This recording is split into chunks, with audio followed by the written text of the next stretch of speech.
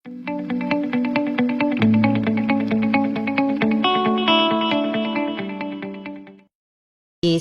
Nabi Musa alaihi salam berguru kepada Khidir alaihi salam.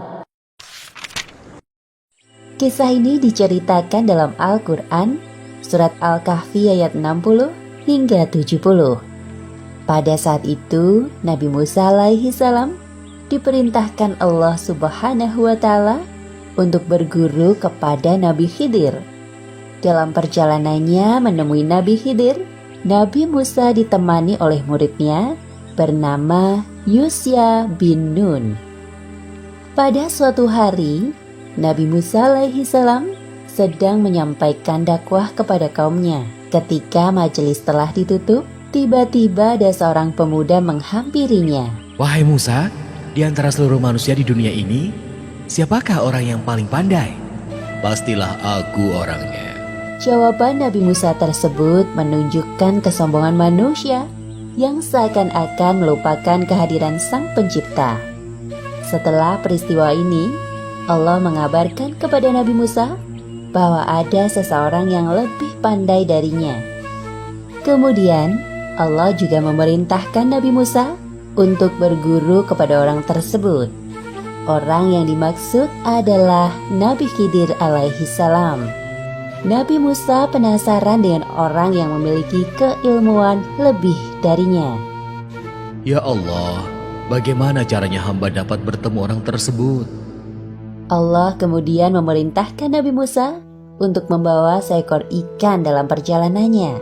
Apabila nanti ikan itu hilang di suatu tempat, maka di sanalah Nabi Musa dapat bertemu dengannya. Keesokan harinya, Nabi Musa ditemani oleh muridnya yang bernama Yusya bin Nun mulai melakukan perjalanan. Wahai Yusya, tolong bawa ikan ini selama perjalanan kita. Siap, wahai Musa. Di tengah perjalanan, Wahai Nabi, sebenarnya kemana kita akan pergi? Kita tidak akan berhenti sampai aku menemukan pertemuan dua laut, walaupun harus memakan waktu selama bertahun-tahun lamanya. Baiklah, wahai Musa. akhirnya tibalah Nabi Musa dan muridnya di suatu pertemuan dua lautan. Namun keduanya tidak ada yang menyadari. Seperti yang disebutkan dalam Al-Quran, surat Al-Kahfi ayat 61. Maka tatkala mereka sampai ke pertemuan dua laut itu, mereka lalai akan ikannya. Lalu ikan itu melompat mengambil jalannya ke laut itu. Hah? Ikan itu meloncat dengan lincahnya. Sungguh aneh sekali. Tak terasa mereka terus berjalan jauh, sampai Nabi Musa sadar bahwa perutnya bunyi, tanda bahwa minta diisi makanan. Wahai Yusya, sebaiknya kita istirahat dulu di sini. Bawalah kemari makanan kita. Sesungguhnya kita telah merasa letih karena perjalanan kita ini. Ini makanannya, wahai Musa. Silahkan. Nabi Musa dan Yusya menikmati bekal yang mereka bawa. Setelah selesai dan akan meneruskan perjalanan, Yusya baru teringat akan ikan yang mereka bawa. Wahai Nabi, maaf sebelumnya. Tadi hamba lupa memberitahukan tentang ini. Apa maksudmu, wahai Yusya? Tahukah kamu, tatkala kita mencari tempat berlindung di batu tadi, maka sesungguhnya aku lupa menceritakan tentang ikan itu. Dan tidak adalah yang melupakan aku untuk menceritakannya, kecuali syaitan. Dan ikan itu mengambil jalannya ke laut dengan cara yang aneh sekali. Di manakah tepatnya ikan itu hilang? Di batu-batu dekat pertemuan dua laut, wahai Nabi. Ikan itu meloncat keluar dengan sendirinya. Ah, tempat itu. Ya, aku ingat. Jadi tempat itulah yang selama ini kita cari, wahai Yusya. Benarkah itu, wahai Nabi? Ya, ayo kita kembali ke tempat itu. Baik. Seperti yang disebutkan dalam Al-Quran, surat Al-Kahfi ayat 64. Lalu keduanya kembali mengikuti jejak mereka semula. Akhirnya tibalah Nabi Musa dan Yusya ke tempat jatuhnya ikan tadi. Apakah di sini tempatnya ikan itu hilang, wahai Yusya? Benar, wahai Nabi. Ikan itu melompat tepat di balik batu besar itu. dan masuk ke dalam lautan. Nabi Musa dan Yusya tidak memperhatikan bahwa ada seorang laki-laki di dekat mereka. Nabi Musa pun sedikit terkejut melihat kehadirannya. Apa ini orang berilmu yang dimaksud oleh Allah? Assalamualaikum. Waalaikumsalam warahmatullahi wabarakatuh. Apakah engkau Musa, Nabi Bani Israel? Ya, benar. Siapakah engkau gerangan yang mengetahui tentang diriku? Sepertinya sudah saatnya Allah mempertemukan kita sekarang. Aku Khidir alaihissalam. Seperti yang disebutkan dalam Al-Quran, surat Al-Kahfi ayat 65. Lalu mereka bertemu dengan seorang hamba di antara hamba-hamba kami. Kami berikan kepadanya rahmat dari sisi kami, dan yang telah kami ajarkan kepadanya ilmu dari sisi kami. Alhamdulillahirabbil alamin. Aku sangat senang bisa bertemu denganmu, wahai Khidir. Kemudian Nabi Musa menyampaikan maksud dan tujuannya kepada Nabi Khidir. Bolehkah aku mengikutimu supaya kamu mengajarkan kepadaku ilmu yang benar di antara ilmu-ilmu yang telah diajarkan kepadamu? Nabi Khidir terdiam sejenak sebelum menjawab pertanyaan Nabi Musa. Kemudian baru menjawab dengan jawaban yang bijaksana. Sesungguhnya kamu sekali-kali tidak akan sanggup sabar bersamaku. Dan bagaimana kamu dapat sabar atas sesuatu yang kamu belum mempunyai pengetahuan yang cukup tentang hal itu? Mendengar jawaban dari Nabi Khidir, Nabi Musa semakin tertantang untuk berguru kepadanya. Insya Allah, kamu akan mendapati aku sebagai seorang yang sabar, dan aku tidak akan menentangmu dalam sesuatu urusan pun. Baiklah. Namun ada satu syarat yang harus engkau patuhi selama perjalanan nanti. Apa syaratnya? Jika kamu mengikutiku, maka janganlah kamu menanyakan kepadaku tentang sesuatu apapun, sampai aku sendiri menerangkannya kepadamu. Setelah Nabi Khidir mengajukan syarat yang dimaksud, Nabi Musa menyanggupinya. Kisah ini diceritakan dalam Al-Quran, surat Al-Kahfi ayat 71 hingga 82. Dalam kisah sebelumnya diceritakan bahwasanya Nabi Musa telah bertemu dengan Nabi Khidir. Selanjutnya, kali ini diceritakan bahwa Nabi Musa dan Nabi Khidir melakukan suatu perjalanan panjang, di mana kesabaran Nabi Musa diuji oleh perilaku Nabi Khidir yang dirasa menyimpang dari kebenaran. Setelah persyaratan yang diajukan oleh Nabi Khidir disanggupi Nabi Musa, mereka berangkat. Hanya Nabi Khidir dan Nabi Musa, tanpa Yusya bin Nun. Perjalanan pun dimulai. Lihat, ada perahu di sebelah sana. Mari kita ikut bersama mereka, wahai Musa. Baik. Nabi Khidir dan Nabi Musa berbicara dengan pemilik perahu agar diizinkan untuk menumpang bersama rombongannya. Wahai Tuan, bolehkah kami ikut bersama rombongan ini menyusuri laut untuk sampai ke tujuan kami? Silakan tuan-tuan, dengan senang hati.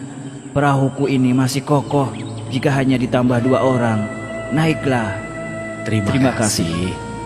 Di tengah perjalanan, Nabi Khidir melakukan hal yang tidak masuk akal. Nabi Musa yang sedang memperhatikannya mulai gelisah. Apa yang dia lakukan? Bisa-bisa kita mati tenggelam di lautan.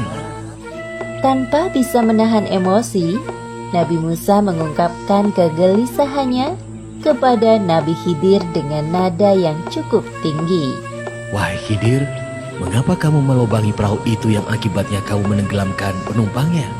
Sesungguhnya kamu telah berbuat sesuatu kesalahan yang besar. Mendengar tuduhan Nabi Musa, Nabi Khidir menghentikan aktivitasnya sejenak. Bukankah aku telah berkata, sesungguhnya kamu sekali-kali tidak akan sabar bersama dengan aku? Nabi Musa terdiam sejenak. Beliau teringat akan syarat yang diajukan oleh Nabi Khidir. Janganlah kamu menghukum aku karena kelupaanku, dan janganlah kamu membebani aku dengan sesuatu kesulitan dalam urusanku. Wahai Nabi Khidir, maafkan kelancanganku. Nabi Khidir memaafkan Nabi Musa dan kembali melakukan aktivitasnya melubangi perahu. Nabi Musa hanya memperhatikan dengan gelisah. Ketika tampak sebuah pulau, Nabi Khidir dan Nabi Musa turun dari perahu. Perjalanan mereka pun berlanjut ke sebuah daerah pemukiman penduduk.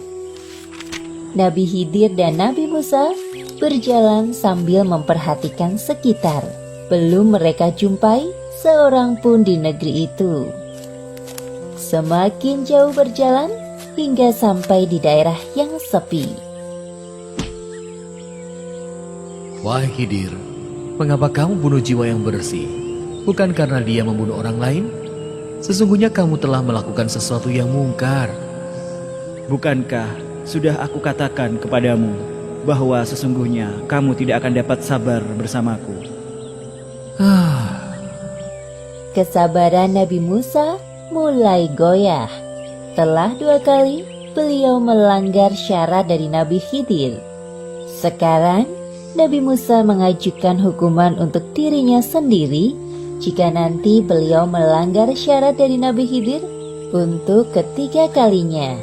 Wahai Khidir, jika aku bertanya kepadamu tentang sesuatu sesudah kali ini, maka janganlah kamu memperbolehkan aku menyertaimu. Sesungguhnya, kamu sudah cukup memberikan uzur kepadaku. Baiklah, aku setuju saja. Itu usulan yang engkau buat sendiri. Kemudian, Nabi Khidir dan Nabi Musa melanjutkan perjalanan. Seperti yang disebutkan dalam Al-Quran, Surat Al-Kahfi ayat 77. Maka keduanya berjalan hingga tatkala keduanya sampai kepada penduduk suatu negeri. Mereka minta dijamu kepada penduduk negeri itu, tetapi penduduk negeri itu tidak mau menjamu mereka. Lalu keduanya melanjutkan perjalanan. Langkah Nabi Khidir terhenti saat melihat di depannya ada rumah yang dindingnya hampir roboh. Seperti yang disebutkan dalam Al-Quran, lanjutan surat Al-Kahfi ayat 77. Maka Khidir menegakkan dinding itu. Apa yang engkau lakukan, wahai Khidir? Rumah itu sudah tidak layak huni. Jikalau kamu mau, niscaya kamu mengambil upah untuk itu. Inilah perpisahan antara aku dengan kamu. Hah? Apa yang barusan aku katakan? Aku akan memberitahukan kepadamu tujuan perbuatan-perbuatan yang kamu tidak dapat sabar terhadapnya. Seperti yang disebutkan dalam Al-Quran, surat Al-Kahfi ayat 79 hingga 82. Adapun bahtera itu adalah kepunyaan orang-orang miskin yang bekerja di laut. Dan aku merusak sedikit bahtera itu agar selamat dari rampasan karena di hadapan mereka ada seorang raja yang merampas tiap-tiap bahtera yang bagus. Nabi Musa hanya menganggukkan kepala saat mendengar penjelasan Nabi Khidir. Dan adapun anak muda itu, maka kedua orang tuanya adalah orang-orang mukmin. Dan kami khawatir bahwa dia akan mendorong kedua orang tuanya itu kepada kesesatan dan kekafiran. Dan kami menghendaki supaya Tuhan mereka mengganti bagi mereka dengan anak lain yang lebih baik kesuciannya dari anaknya itu, dan lebih dalam kasih sayangnya kepada ibu bapaknya. Oh, begitu ternyata. Adapun dinding rumah itu adalah kepunyaan 2 orang anak muda yatim di kota itu.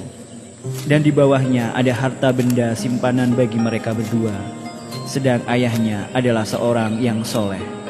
Maka Tuhanmu menghendaki agar supaya mereka sampai pada kedewasaannya dan mengeluarkan simpanannya itu sebagai rahmat dari Tuhanmu. Dan bukanlah aku melakukannya itu menurut kemauanku sendiri. Demikianlah itu adalah tujuan perbuatan-perbuatan yang kamu tidak dapat sabar terhadapnya. Jadi begitu penjelasannya. Sekarang aku baru mengerti. Sepertinya aku harus mengakui kekuranganku, bahwa ada seseorang yang lebih pandai dariku. Terima kasih Nabi Khidir, engkau adalah guru yang hebat. Satu hal yang harus engkau sadari bahwa semua ilmu yang kita miliki itu datangnya dari Allah.